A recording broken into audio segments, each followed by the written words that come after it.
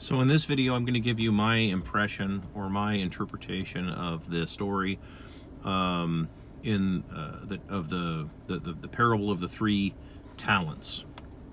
And I'm going to use this one because it's actually very relevant to what's going on today, and probably more relevant now. But this is a story that comes out of the New Testament that Josh tells.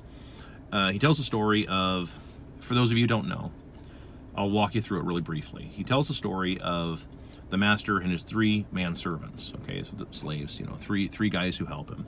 So these three servants, he says, I'm going to leave and I'm going to give each one of you a talent of money. Now, what is a talent of money? I've heard different interpretations of what it could mean, but it's a parable, so it's a unit of measurement, a unit of monetary measurement. So he gives them some money.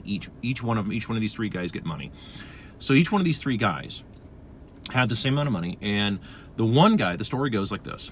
The one guy goes and he makes a lot of money with it. He becomes very successful. He makes a lot of money, becomes very successful. He goes into an enterprise that makes him wealthy. Okay, that's the first guy. The second guy does the same thing, except he loses everything, right? He loses all of his money. He doesn't have anything left.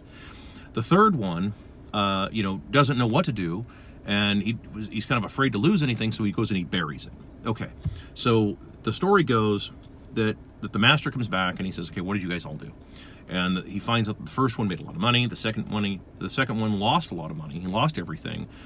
And for those of you that are wondering, like, well, but that's bad too. Like, well, yes and no. If you make a lot of money, well, that brings with it a certain type of experience, but not the same kind of experience that you would get with failure, right? Remember, failure actually is the greatest of teachers. So the guy who loses all the money, he also gains an enormous amount of experience. So he doesn't lose either, right?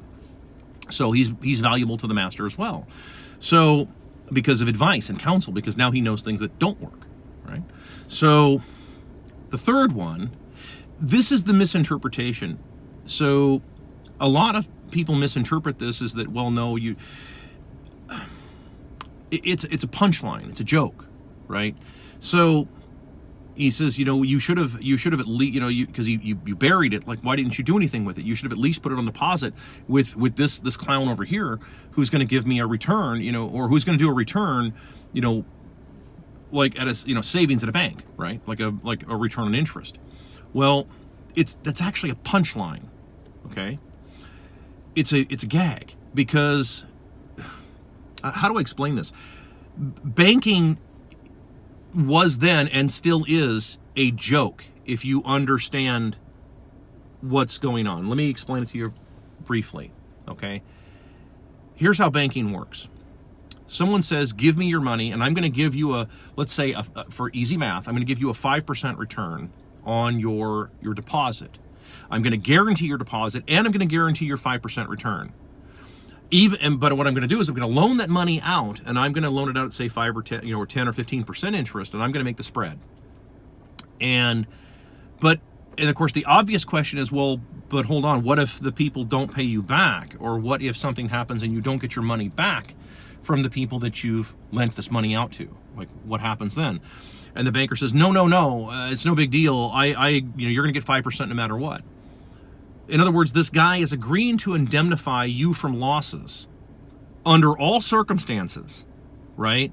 But he's going to lend it out for some other enterprise that may or may not.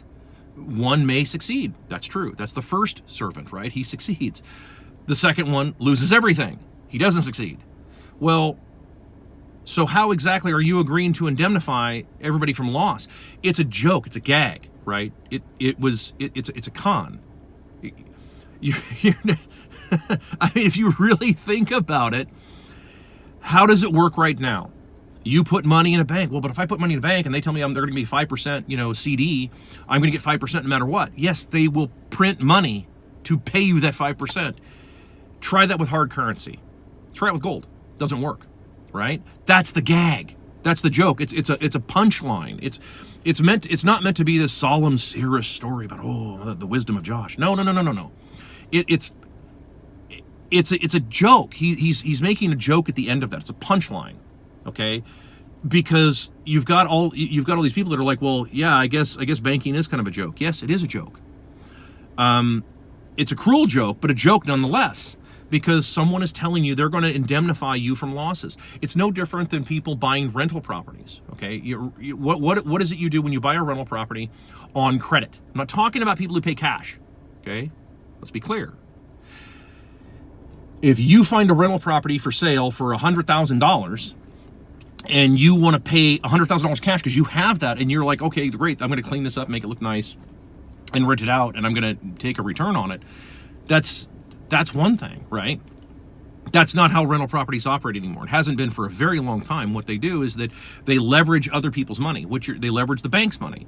You're agreeing to indemnify the bank from loss, right? So in other words, if you don't get your rent, the money that you want to rent it out for $2,000 a month or something like that, and if the person doesn't pay you, you still have to make the payment, right? You agreed to indemnify the bankers.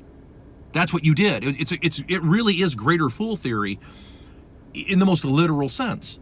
That's why it's a joke. It's a mistranslation to read this and say, oh well, it's that like, oh, they should. No. It's a gag. It's Josh telling you that the currency's worthless. No different than that other scene, the New Testament, where he's talking about the coin. They say, like, well, should you pay taxes? And they think they're going to trick him. And he says, let me see the coin. Right? Let me see this. And he looks at the coin and he says, yeah, give it back to Caesar. Why did he say that? He didn't say pay taxes. That's not what he said. That's not what he said at all. What he said was, this coin is worthless shit. It's garbage. There's no gold in this at all.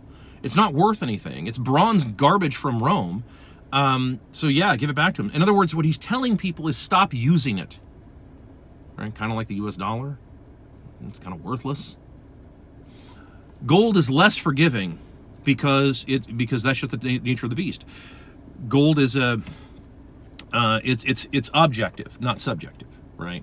So an objective currency means that, unlike diamonds, if you hand me a diamond and I say, oh, it's VVS1, you look at it and say it's VVS2, we have a discrepancy now. We now have a subjective problem with the currency, right? Well, gold, you either have it or you don't. It either weighs or it doesn't. It's either pure or it's not. That's it. It's objective. So we can agree objectively on it. Think of it like, think of an economy like this. You have subjective value because all values are subjective, right? So that means you want to have an objective currency. So like a battery has two posts, right? It has positive and negative. Positive, you could say, is everything subjective. Negative is ground, right? Grounded, based, whatever you want to call it. Okay, that's why you want to have a currency that's grounded. It means that it's not subjective, right? All currencies that are backed by whatever, it usually means that it's backed by something subjective, right? So you want to, your goal with a currency, any kind of currency, is to have a currency that is objective, that we can agree is, yeah, if it's 1 troy ounce fine gold that weighs and displaces properly, then we can agree that happened, right? It's really the basis of the scientific method. It's objective, right? So when you read some of this stuff, you have to understand what Josh is trying to explain. Some of it's a gag, some of it's a joke, and some people understood it. Him who has the ears, right? That's what it. And so, I mean, even from an atheist perspective, right? This is, you can see it point blank. It's explained right there in black and white. But it's not some big thing to turn. You don't turn it into this big deal. You just have to look at it as the punchline that, yeah, it was a joke. It's a gag, because banking back then was a gag, no different than it is now. It's taken seriously today, right? We take bankers seriously. We take all this stuff, all this bullshit gets taken seriously.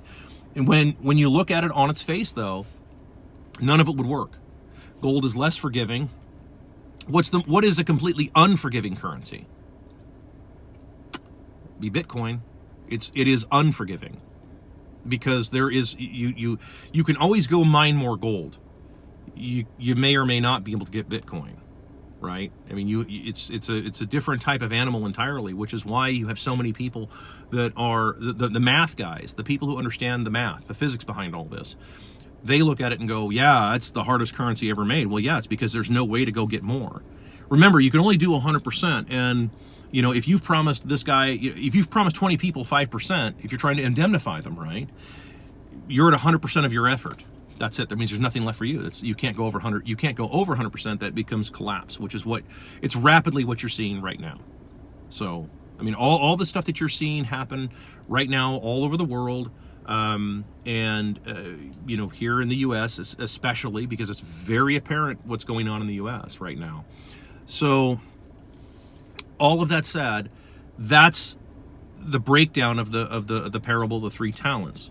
It's the third one is that it's the joke that says you should have given it to this fool over here who's agreeing to give you a percentage, you know, who's agreeing to give you a return regardless of circumstance, even though the math will never work out. Math will eventually catch up with you every single time. I don't care who you are.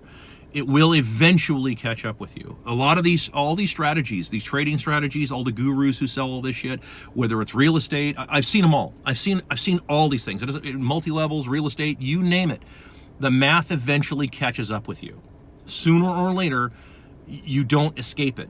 Eventually, someone's going to figure it out. It's three-card Monty. I wrote a whole article on three-card Monty on how it works. It gets caught. You eventually get caught up. And most people are running a scam. It's a swindle, right? That's usually what a lot of it is. That's how it works. So I hope that helps. This brief video, just explaining how the three talents work and what that all meant. See you next time.